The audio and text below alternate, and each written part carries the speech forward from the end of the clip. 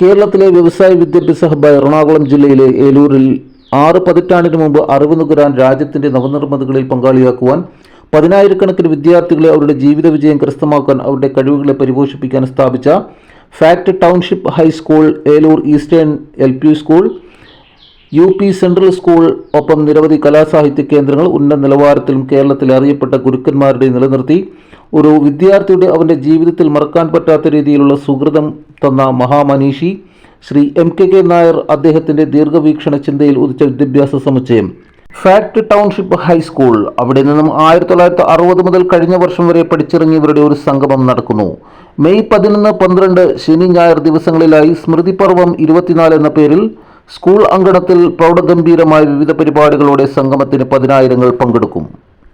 Fact township high school alumni association ഒരുക്കുന്ന സ്മൃതി പർവം 2024 സ്വദേശത്തും വിദേശത്തും വിവിധ മേഖലയിൽ പ്രാഗൽഭ്യം തെളിയിച്ച പൂർവ്വ വിദ്യാർത്ഥികൾ ഈ സംഗമത്തിൽ സജീവ സാന്നിധ്യമാകും.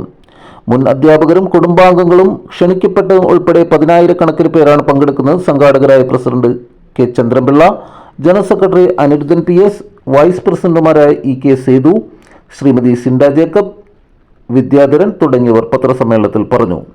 പരിപാടിയിൽ MKK നായരുടെ സീമന്തപുത്രൻ ഗോപിനാഥ് കൃഷ്ണൻ, സിബി മലയിൽ, M. പത്മകുമാർ, സോഹൻ സീനു, നാദിർ ഷാ, ഗായകരായ മഞ്ജരി തുടങ്ങി വിവിധ മേഖലയിൽ പ്രവർത്തിക്കുന്നവർ, സാമൂഹിക സാംസ്കാരിക രാഷ്ട്രീയ നേതാക്കൾ സംബന്ധിക്കുമെന്നും ഒപ്പം സ്കൂൾ യൂണിഫോം ധരിച്ച് ഓപ്പൺ അസംബ്ലി, സ്മൃതിപർവം തീം സോങ്, പ്രതിജ്ഞ, സ്കൂൾ ഗീതം, വാർത്താവായന തുടങ്ങി പദ്ധതികൾ നടക്കുമെന്ന് ഭാരവാഹികൾ അറിയിച്ചു.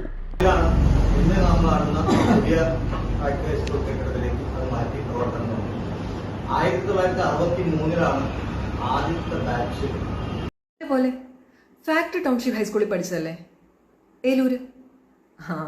ഞാനും അതെ. അടുത്തെങ്ങാനും സ്കൂളിൽ പോയായിരുന്നോ? ഞാൻ കഴിഞ്ഞ ദിവസം ഒന്ന് പോയിട്ടോ.